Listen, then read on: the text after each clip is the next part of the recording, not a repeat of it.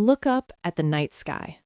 Every star you see, every galaxy captured by telescopes, every glowing nebula. Together, they represent only a fraction of what actually exists. Modern cosmology suggests something extraordinary.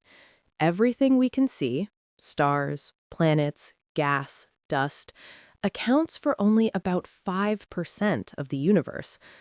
The rest? Something we cannot see.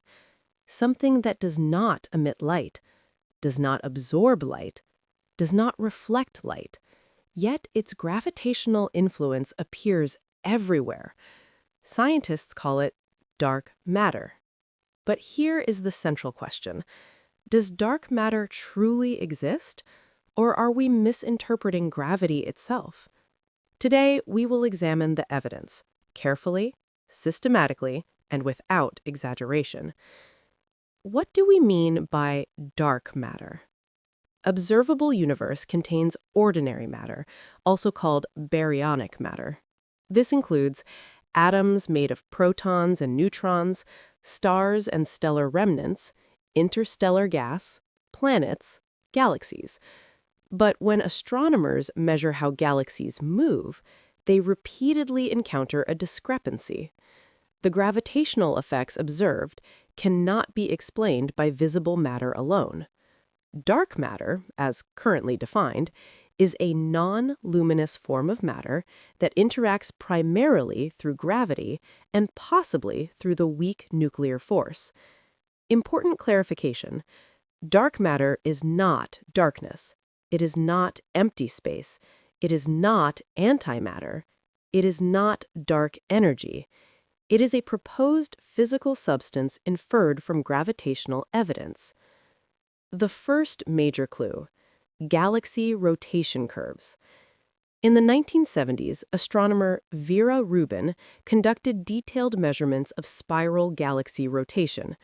According to Newtonian gravity, described by Isaac Newton, objects farther from a mass concentration should orbit more slowly. This is exactly what we observe in our solar system. Planets farther from the sun move more slowly. So galaxies should behave similarly, but they do not. When Rubin measured rotational speeds of stars at increasing distances from galactic centers, she found the rotational velocity remained nearly constant. This is known as a flat rotation curve. Mathematically, this implies that mass continues increasing with radius, even where little visible matter exists. The only consistent explanation within Newtonian gravity: galaxies are embedded in massive, invisible halos. These halos contain far more mass than the luminous disk. This was one of the strongest early empirical arguments for dark matter. Gravitational lensing, when light bends. According to general relativity, developed by Albert Einstein, mass curves spacetime. Light follows that curvature. When light from distant galaxies passes near a massive object, it bends.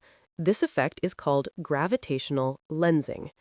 By measuring the amount of bending, astronomers can calculate how much mass is present. Repeatedly, the total mass inferred from lensing exceeds the visible mass by a large margin. One of the clearest examples is the bullet cluster. This system consists of two colliding galaxy clusters. Observations show hot gas, normal matter, emits X-rays and remains concentrated centrally. The majority of gravitational mass is offset from that gas. This separation strongly suggests most of the mass is not ordinary matter. The bullet cluster is often cited as one of the most compelling pieces of evidence for dark matter. Cosmic microwave background, a fossil from the early Big Bang. The cosmic microwave background is radiation left over from about 380,000 years after the Big Bang. It contains tiny temperature fluctuations. These fluctuations reflect early density variations in the universe. Precision measurements from NASA and European Space Agency have mapped these variations with extraordinary accuracy. The pattern of acoustic peaks in the CMB power spectrum depends sensitively on total matter density, baryonic matter density, and dark matter density. The best-fitting cosmological model, called Lambda-CDM, requires about 27% of the universe's energy density to be dark matter. Without dark matter, the observed CMB structure cannot be reproduced. Large-scale structure, the cosmic web. Galaxies are not randomly distributed. They form a vast network known as the cosmic web: filaments, clusters, voids. Computer simulations show if the universe contained only normal matter, structure formation would proceed too slowly. Galaxies would not have formed as early as we observe. Dark matter provides additional gravitational scaffolding. Because it doesn't interact with radiation, it began clumping earlier than baryonic matter. This early clumping seeded galaxy formation. Simulations that include dark matter match observations remarkably well. Simulations without it do not. Could gravity be wrong? Some physicists propose alternatives.